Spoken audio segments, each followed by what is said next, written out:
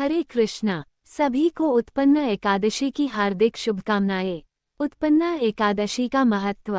धर्मराज युधिष्ठिर कहने लगे कि हे भगवान, मैंने कार्तिक शुक्ल एकादशी अर्थात प्रबोधिनी एकादशी का सविस्तार वर्णन सुना। अब आप कृपा करके मुझे मार्गशीर्ष माह के कृष्ण पक्ष की एकादशी के विषय में भी बतलाइए। इस एकादशी का क्या नाम है तथा इसके व्रत का क्या विधान है? इसकी विधि क्या है? इसका व्रत करने से किस फल की प्राप्ति होती है? कृपया ये सब विधानपूर्वक कहिए। भगवान श्री कृष्ण बोले, मार्गशीर्ष माह के कृष्ण पक्ष में आने वाली इस एकादशी को उत्पन्ना एकादशी कहा जाता है। यह व्रत शंखोद्धार तीर्थ में स्नान करके भगवान के दर्शन करने से जो फल प्राप्त होता है, उसके बराबर पुण्य मिलता है। व्रत करने वाले भक्त को चोर, पाखंडी, परस्त्रीगामी, निंदक, मिथ्याभाषी तथा किसी भी प्रकार के पापी से बात नहीं करनी चाहिए। इसका महात्म्य मैं तुमसे कहता हूँ, ध्यानपूर्वक सुनो। उत्पन्ना एकादशी व्रत कथा। युधिष्ठिर कहने लगे कि हे भगवान, आपने हजारों यज्ञ और लाख गोदान को भी एकादशी व्रत के बराबर नहीं बताया। सो ये तिथि सब तिथियों से उत्तम कैसे हुई, बताइए। भगवान कहने लगे, हे युधिष्ठिर, सतयुग में मूर नाम का दैत्य उत्पन्न हुआ। वह बड़ा बलवान और भयानक था। उस प्रचंड दैत्य ने इंद्र, आदित्य, वसु, वायु, अग्नि आदि सभी देवताओं को पराजित करके भगा दिया।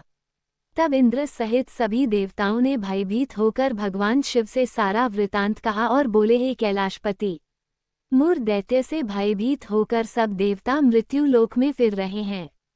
तब भगवान शिव ने कहा, हे देवताओं, तीनों लोकों के स्वामी, भक्तों के दुखों का नाश करने वाले भगवान विष्णु की शरण में जाओ। वे ही तुम्हारे दुखों को दूर कर सकते हैं।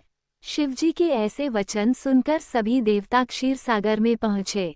वहां भगवान को शयन करते देख हाथ जोड़कर उनकी स्तुति करने लगे कि हे देवताओं द्वारा स्तुति करने योग्य प्रभो, आपको बारंबार नमस्कार है। देवताओं की रक्षा करने वाले मधुसूदन, आपको नमस्कार है। आप हमारी रक्षा करें। दैत्यों से भयभीत होकर हम सब आपकी शरण में आए हैं।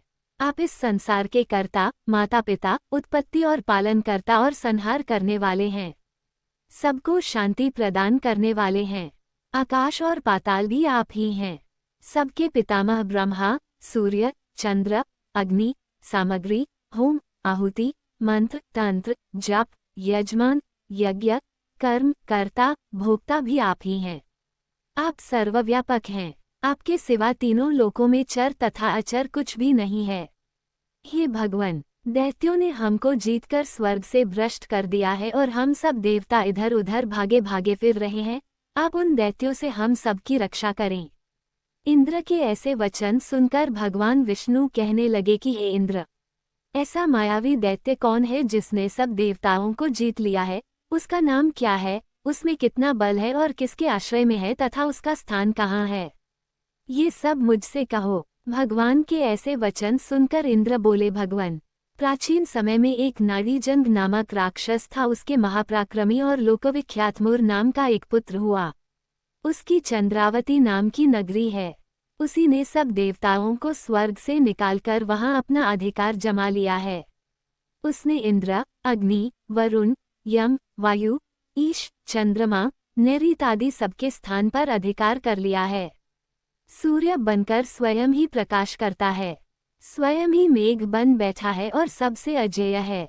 ये असुर निकंदन, उस दुष्ट को मारकर देवताओं को अजेय बनाए। ये वचन सुनकर भगवान ने कहा, हे देवताओं, मैं शीघ्र ही उसका संहार करूंगा। तुम चंद्रावती नगरी जाओ। इस प्रकार कहकर भगवान सहित सभी देवताओं ने चंद्रावती नगरी की ओर प्रस्थान किया। उस समय जब दैत्य मूर सेना सहित युद्ध भूमि में गरज रहा था, उसकी भयानक गर्जना सुनकर सभी देवता भय के मारे चारों दिशाओं में भागने लगे। जब स्वयं भगवान रणभूमि में आए तो दैत्य उन पर भी अस्त्र, शस्त्र, आयुध लेकर दौड़े। भगवान ने उन्हें सर्प के समान अपने बाणों से बींध डाला। बहुत से दैत्य मारे गए, केवल मूर बचा रहा। वह अविचल भाव से भगवान के साथ युद्ध करता रहा। भगवान जो भी तीक्ष्ण बाण चलाते वो उसके लिए पुष्प सिद्ध होता। उसका शरीर छिन्न भिन्न हो गया, किंतु वो लगातार युद्ध करता रहा। दोनों के बीच मल्लयुद्ध भी हुआ। 10,000 वर्ष तक उनका युद्ध चलता रहा किंतु मुर नहीं हारा। थककर भगवान बद्रिकाश्रम चले गए। वहां हेमवती नामक सुंदर गुफा थी, उसमें विश्राम करने के लिए भगवान उसके अंदर प्रवेश कर गए। ये गुफा 12 योजन लंबी थी और उसका एक ही द्वार था। विष्णु भगवान वहां योग निद्रा की गोद में सो गए। मुर भी पीछे पीछे आ गया और भगवान को सोया देखकर मारने को उद्यत हुआ। तभी भगवान के शरीर से उज्ज्वल कांतिमय रूप वाली देवी प्रकट हुई। देवी ने राक्षस मुर को ललकारा, युद्ध किया और उसे तत्काल मौत के घाट उतार दिया। श्रीहरि जब योग निद्रा की गोद से उठे तो सब बातों को जानकर उस देवी से कहा कि आपका जन्म एकादशी के दिन हुआ है, अतः आप उत्पन्ना एकादशी के नाम से पूजित होंगी।